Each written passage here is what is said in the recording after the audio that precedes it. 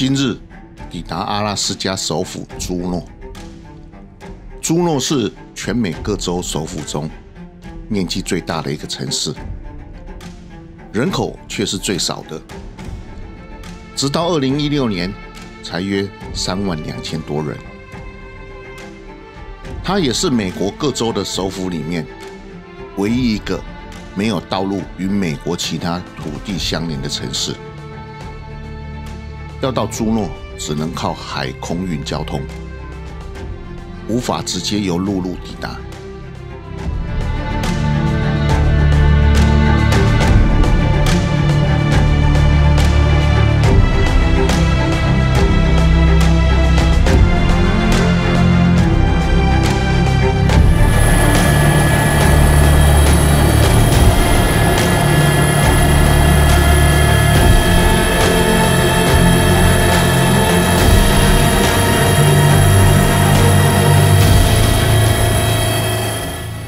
我们参加了搭直升机游曼登霍冰河的行程。从机场起飞后，先欣赏到朱诺美丽的市区与苍翠的山林景色，接着前面就是高山屏障。直升机一直往上攀升，心里一直暗暗呐喊着：加油，加油！还真怕我们太重，直升机爬不上去。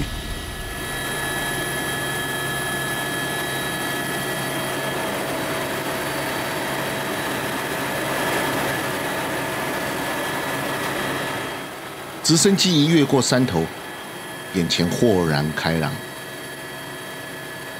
一大片广阔的冰河就逼近在眼前。这种壮丽的画面实在不常见，所以感觉有点不真实。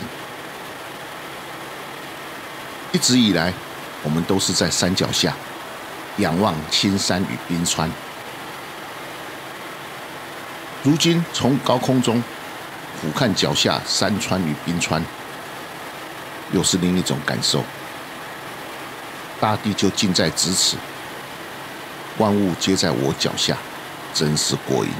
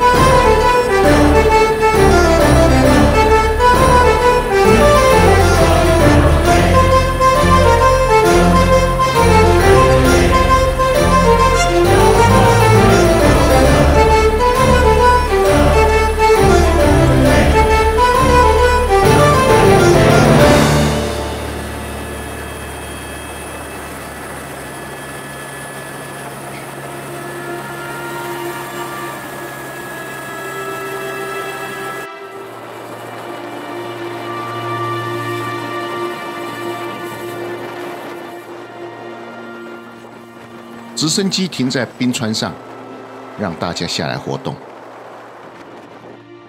山上不是很冷，但是风很大。大家在阿拉斯加洲旗旁留影，旗的设计者是一位13岁的原住民孩童。这是一个有趣的故事。当时美国从俄国买了阿拉斯加后，并没有自己的州旗，所以他们就征求设计图，并指定区内7至12年级学童才能参加。一位天才小设计师就交了一张南底北斗七星与北极星的图案出赛。他在设计稿中注明，南底象征阿拉斯加的天空和阿拉斯加一种叫勿忘我的花，北极星象征美国最北的阿拉斯加州，北斗星表示大熊座，象征力量。太厉害了！北斗七星本来就是大熊座的一组星团，棕熊又是阿拉斯加当地主要的物种。这个设计获得全体评审一致通过，真是美事一桩。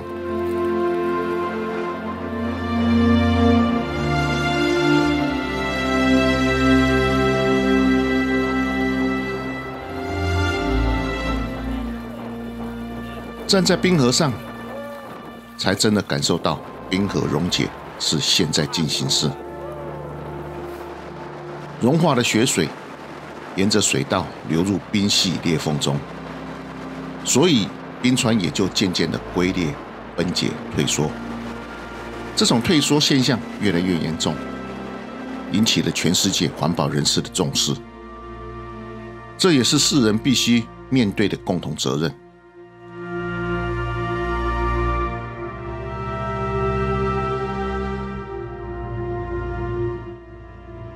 解说员还请大家试喝了融冰后干净清凉的雪水，确实清甜。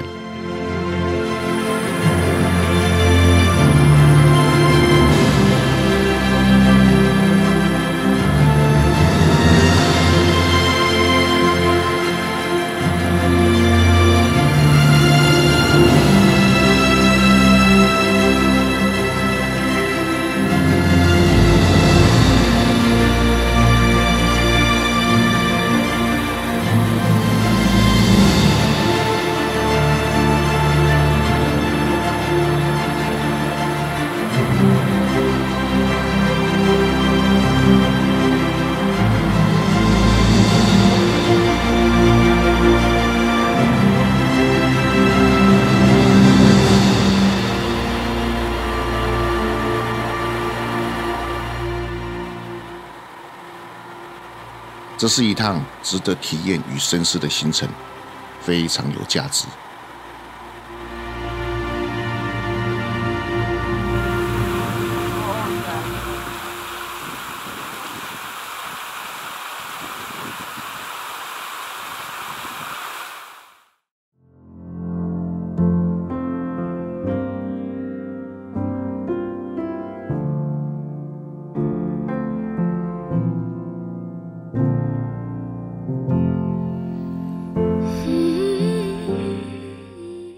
今日抵达阿拉斯加斯凯威，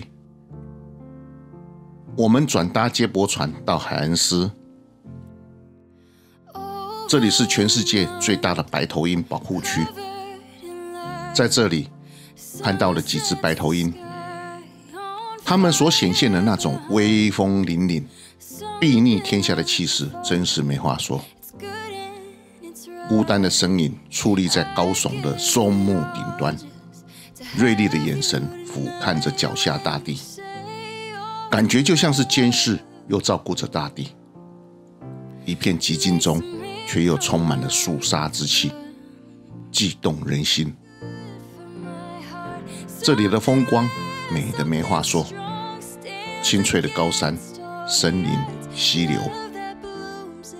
听当地导游说，这里7、8月也有棕熊捕龟的画面，很令人期待。